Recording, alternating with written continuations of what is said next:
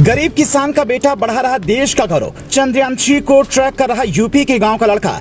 पूरा गांव देख रहा लाइव प्रसारण। योगी ने भी बना रखी है नजर। मां लगातार देख रही टीवी, पिता भी भावुक। अब्दुल कलाम की एक सलाह ने इस लड़के की बदल दी थी जिंदगी। अब उत्तर प्रदेश का नाम बढ़ा रहा छोरा। जब भारत ने अपना पहला रॉकेट बनाया तो उसके पुर्जे लाने के लिए बैलगाड़ी और साइकिल का इस्तेमाल हुआ था, क्योंकि सरकार ने बजट ही नहीं दिया था। लेकिन ओमी भाभा और अब्दुल कलाम जैसे नए खून और जोश वाले वैज्ञानिकों को देश के लिए कुछ कर गुजरने की ललक थी। वो हर हाल में अपना प्रोग्राम आगे बढ़ाना चाहते थे। उसी जोश को और हाई करते हुए अब गाँव खेड़ों से निकलकर युवा वैज्ञानिक बन रहे हैं। ऐसे ही एक वैज्ञानिक है धर्मेंद्र प्रताप यादव, जो यूपी के फिरोजाबाद जिले से आते हैं और वहाँ एक छोटे से गांव टिकरी के रहने वाले हैं। धर्मेंद्र इसरो की उस टीम में शामिल हैं जो चंद्रयान-3 की लॉन्चिंग देख रही हैं। इसमें वो भारतीय स्पेस क्राफ्ट को ट्रैक कर रही हैं। मतलब आप तक जो खबरें पहुंच रही हैं कि चंद्रयान-3 कहां पहुंच गया है और चांद पर कब तक लैंड करेगा, वो धर्मेंद्र ही दे रहे हैं। उनके गांव टिकरी में इस वक्त खुशी का माहौल है और गांव के बूढ़े बच्चे सब टीवी से चिपके हुए हैं। उनके माता पिता भी लगातार टीवी देख रहे हैं और अपने बेटे पर गर्व कर रहे हैं। धर्मेंद्र यादव के पिता शंभू दयाल टिकरी गाँव में किसानी करते हैं और माँ कमला देवी गृहिणी है। धर्मेंद्र ने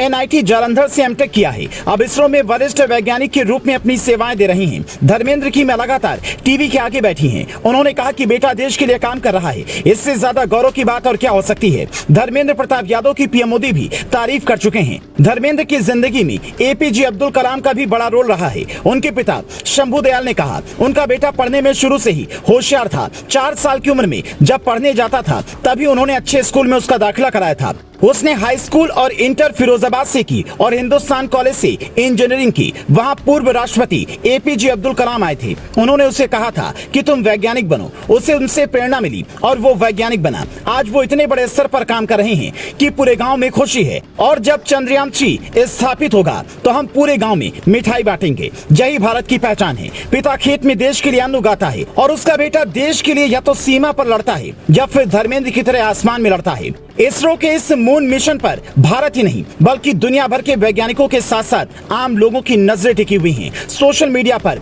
चंद्रयान ट्रेंड कर रहा है, जहां लोग अलग अलग तरीके से अपनी खुशी बयां कर रहे हैं। इन सब के बीच चंद्रयान-3 की सफलता के लिए काशी हरिद्वार में हवन पूजन हुआ तो तमिलनाडु के रामेश्वरम में प्रार्थना की गई। पुणे के सिद्धिविनायक मंदिर में भी लोगों द्वारा पूजा अर्चना हुई। देश के कोने कोने से हर तबके के लोग मून मिशन के सफल होने की कामना कर रहे हैं। चांद की सतह पर सॉफ्ट लैंडिंग यानी कि बेहद आराम से उतरने में कामयाब होने के बाद अंतरिक्ष के क्षेत्र में भारत की ओर से ये बड़ी छलांग होगी, क्योंकि दुनिया का कोई भी मुल्क अब तक चांद के इस हिस्से पर सॉफ्ट लैंडिंग करने में सफल नहीं हो पाया है।